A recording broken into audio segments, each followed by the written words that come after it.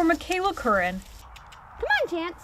A chance is staring her square in the face. You know, I got a job, I got a car, I got everything I could ever want right in front of me. I just got to reach out and grab it. Today, Curran is clean. A young woman in early recovery, abstaining from a life on the streets of Roanoke City for a chance at a fresh start. I feel like a lot stronger of a person.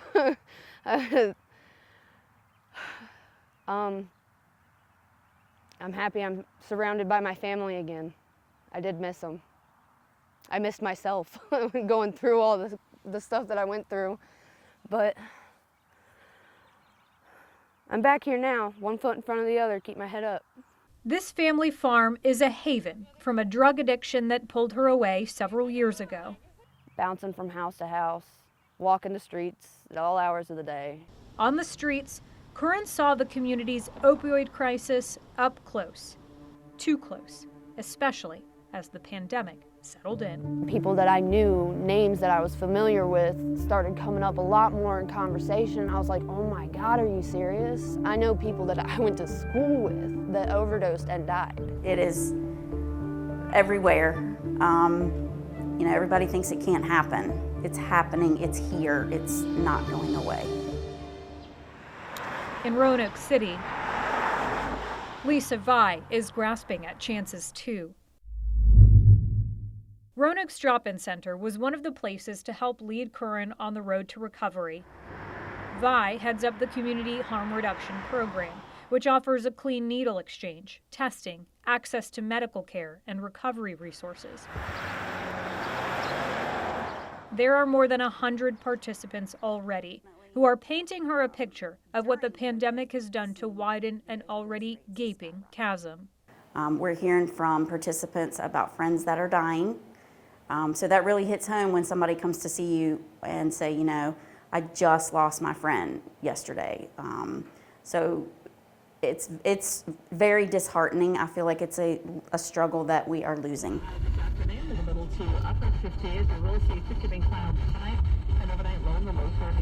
We've lost a lot for a small area. Within the last 6 to 8 months, we've lost a lot of people to the overdose of opioids. In the Allegheny Highlands, Sheriff Kevin Hall has also seen the opioid crisis up close and remains worried for his community. His son, Ryan, now 3 years sober, had been joining his father in dozens of classrooms, churches, and civic groups, sharing their stories in the hopes of saving a life. I mean, we were really helping a lot of people, and then the pandemic hit, kind of really at a bad time, because I think we were really gaining a lot of momentum in the whole state of Virginia fighting the opioid crisis. According to Sheriff Kevin Hall, Division 6 in Southwest Virginia reported a 106% increase in heroin or opioid-related overdoses last year compared with 2019. Each overdose here in the Allegheny Highlands is a punch to the gut for a small rural community. This crisis does affect everyone. It doesn't matter if it's just small towns like what we have here, even in the bigger areas that this crisis can strike, and it can strike at any economic level, race, creed, religion, or whatever. It doesn't matter. It doesn't discriminate. From law enforcement to public health, services stretched thin had to turn their attention to COVID-19, while the overdoses stacked up. Anecdotally, we understand that we're dealing with a bigger issue now than we did before the pandemic started. Nancy Bell, population manager for the West Piedmont Health District, said pre-COVID, the local task forces had been making progress. In some cases, working with data to identify specific neighborhoods with high overdose rates. And then, of course, COVID hit, and we had to focus our efforts elsewhere. And probably the most damning thing that happened was that we were no longer able to sit around the table and discuss at a granular level what was going on in the community. Appalachia has been among the hardest hit places since the opioid crisis began. In 2017, the Appalachian Regional Commission suggested a markedly higher overdose death rate for the region compared with the rest of the country, a country that continues to struggle. In December, the CDC reported 81,000 drug overdose deaths nationwide from June 2019 through May 2020. That, the CDC says, is the highest number of overdose deaths ever recorded in a 12-month period. And while the overdose deaths were already on the rise, the CDC suggests the pandemic seemed to only accelerate the number of deaths. People were just swamped with folks who were relapsing. Beth Macy, whose best-selling book Dopesick highlighted the toll of the opioid crisis in Southwest Virginia, says experts in the field have reported devastating setbacks. Some people who had many years of recovery were relapsing from the stress of the pandemic. Job losses, isolation, people were overdosing alone with no one to Narcan them. The numbers aren't getting any better. Last May, Roanoke County Police Chief Howard Hall told us the number of deadly overdoses in just 5 months was already double the number for all of 2019. In January, Virginia's chief medical examiner noted the Commonwealth recorded an enormous increase in fatal overdoses at the start of the pandemic. And while fewer Virginians went to emergency rooms in 2020, more people overdosing did. In a chart of the top 3 causes for unnatural deaths in Virginians, fatal drug overdoses take the lead by a lot. Preliminary data for 2020 suggests more than 2,200 drug overdose deaths statewide. That's hundreds more cases, hundreds more lives than were claimed the year before. And while that 2020 data is preliminary, it's led the chief medical examiner to conclude in their report 2020 will be the worst year on record by far for fatal overdoses in Virginia. But why?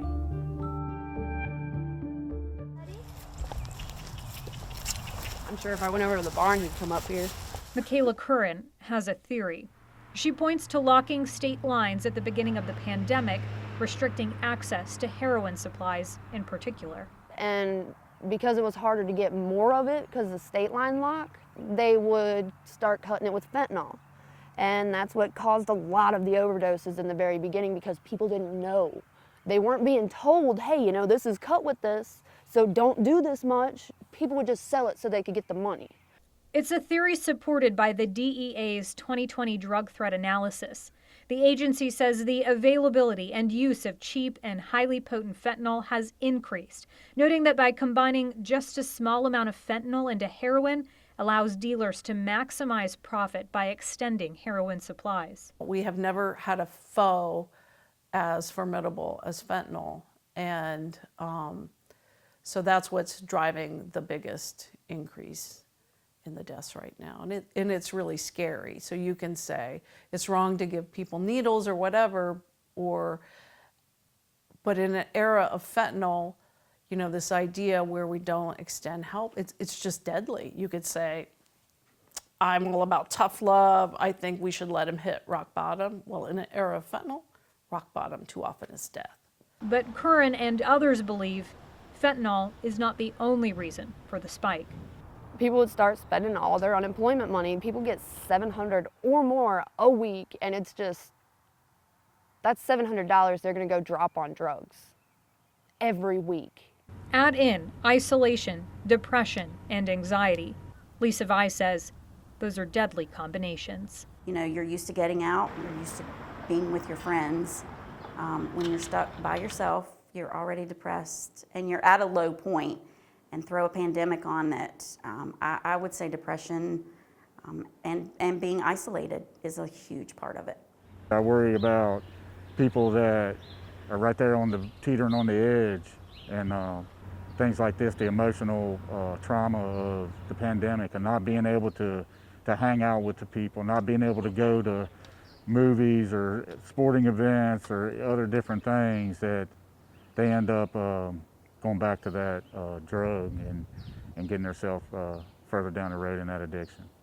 And once people are embedded in their addiction, Vi says getting them the help they need is still a struggle. We just don't have it. And what we do have is full. There are not enough resources, mental health wise, recovery, treatment. to get the folks that are so ready to go into that that style, and there are not enough resources. Phone call after phone call.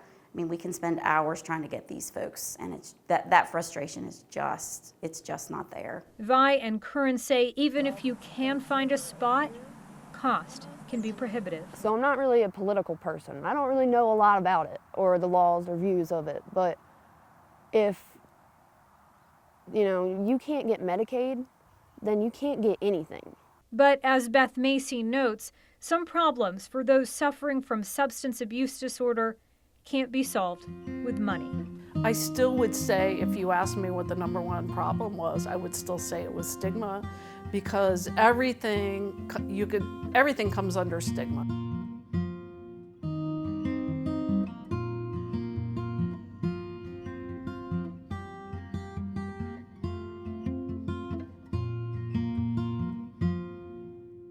In Covington, Sheriff Hall believes they were making progress, with the drug court and the Community Services Board working directly with inmates. Factoring in the COVID disruption, he'd like to see more funding for these community services. Funding that could be coming soon. The truth is, this is a crisis that has its origins in our medicine cabinets, and it goes right back to the boardrooms and marketing offices of the pharmaceutical companies. Virginia's Attorney General Mark Herring says the Commonwealth has scored some wins lately in settlements with drug manufacturers and marketing companies. One recent settlement will bring nearly $13 million to the Commonwealth. But the work continues. The Purdue case that we brought in Southwest Virginia has been put on hold because they filed bankruptcy. And so now we are in that bankruptcy court trying to really advocate on behalf of people who have really been hit hardest. While Herring's team fights in court, he says he wants to make sure the money that comes in goes out to the right places. This past legislative session, he worked to craft legislation creating an opioid abatement authority, a team of people who would funnel these dollars to the communities that need it most. So that money received from these court cases, whether it's by a verdict or whether it's by a settlement, will come into the abatement fund and then be distributed at various levels, local, state, regional, in order to abate this crisis for more treatment and for more services, and instead of just going into the general fund and being spent on other priorities. Macy believes while that could be a start, programs on the ground need to consider science and the structure of recovery. We know abstinence only works in a very small minority for people with opioid use disorder, compared to medication-assisted treatment, which works with 50 to 60% or more folks to prevent death, overdose death. And so I think we've got a lot of work to do with our structures. While Herring waits for the governor's signature, community groups remain committed to tackling the problem at the ground level. It looks like it's noon. My name is Nancy Bell. I am with the Healthy Patrick County Coalition. Since Patrick County's hospital closed nearly 3 years ago, leaders there have been working toward improving health outcomes for the area, and they're putting particular emphasis on the opioid crisis. Early March, they consulted virtually with a team from Virginia Tech that's been doing work with community members in Martinsville and Henry County. We would like to present what we have done to you all and talk a little bit about the process we use to get that done. The Engaging Martinsville team has been working for 2 years to find solutions and bring education programs to local classrooms.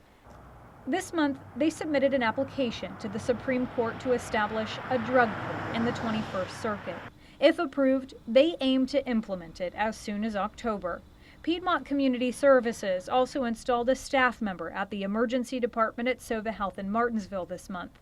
The staffer can offer people counseling and medication-assisted therapy. In the first 3 weeks, they've connected with 15 people at the hospital, with 7 of them following up for care.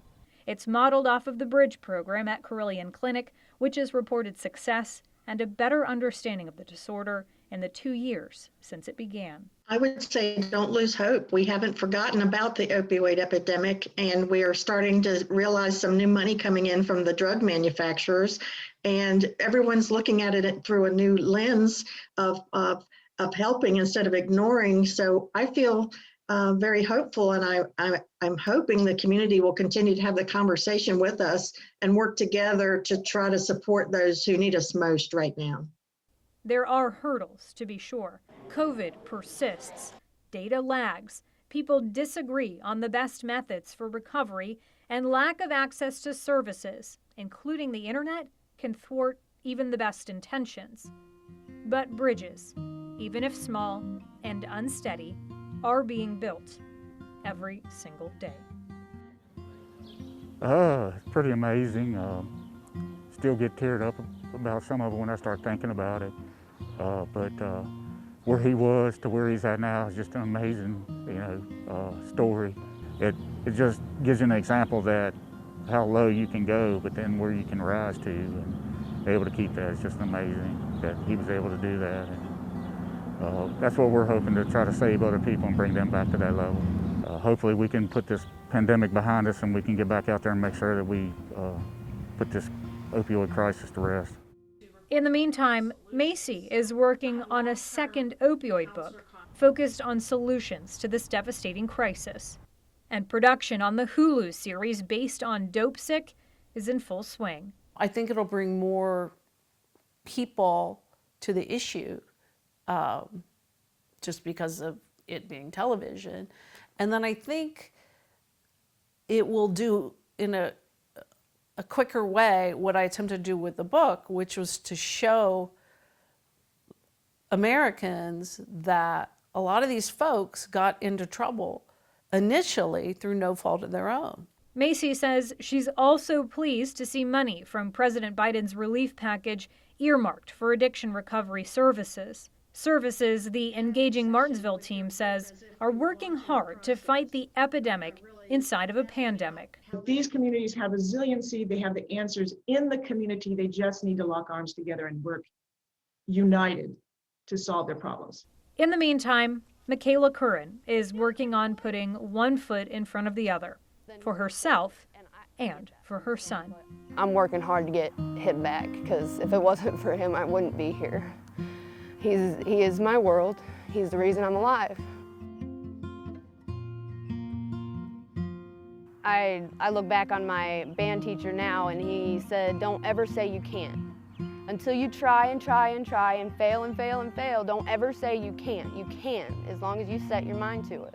The chance of a lifetime, and a chance, Vi says, everyone deserves. Just because they use drugs, they're still part of our community. They still deserve our respect.